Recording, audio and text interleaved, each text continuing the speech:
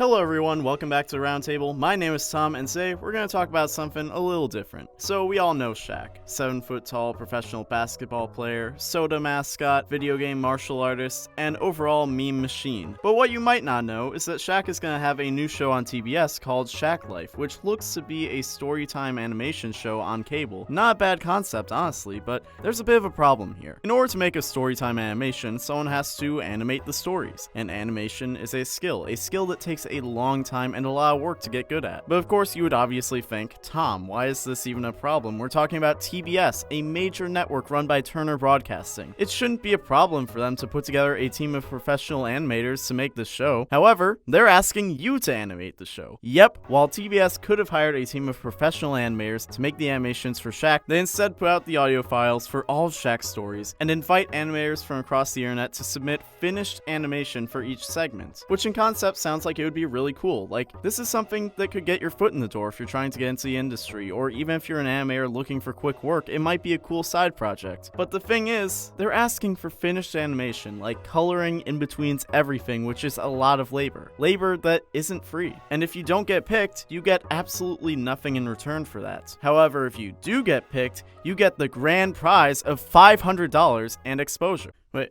what? Oh, they raised it? Oh, okay, to what? Okay, alright.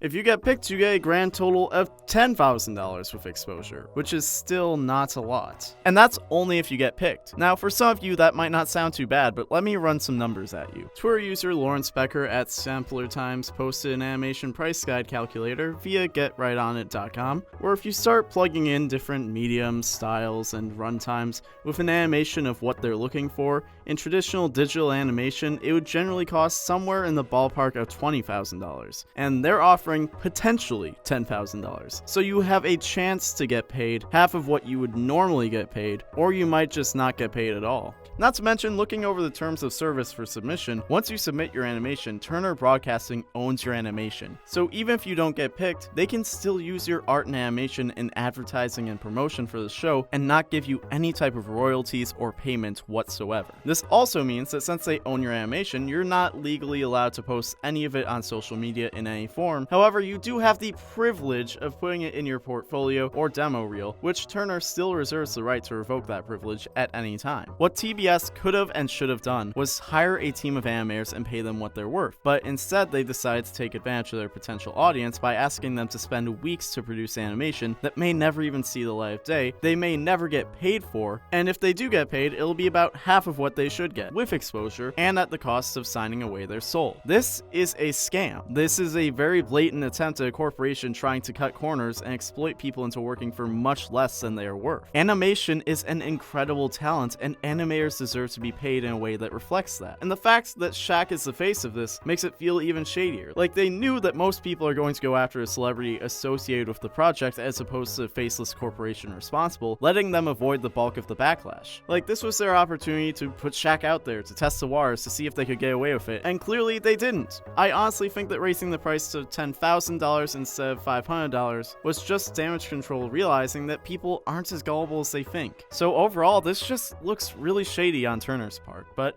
as always, we want to know what you think. Was this an honest attempt at giving animators an opportunity gone wrong, or an intentional attempt to underpay animators? Let us know in the comments down below, or you can find us on Twitter, Facebook, and Instagram at Roundtable Vids, or find me on Twitter, Tumblr, and Instagram at TommyPQM. If you enjoyed this video, make sure you give it a like and share it with your friends. To go above and beyond in supporting us, you can hit the join button down below to become a channel member, or pledge to us on Patreon. Link in the description. With all that being said, my name is Tom. I hope you have an awesome day, and I'll see you next time. See ya!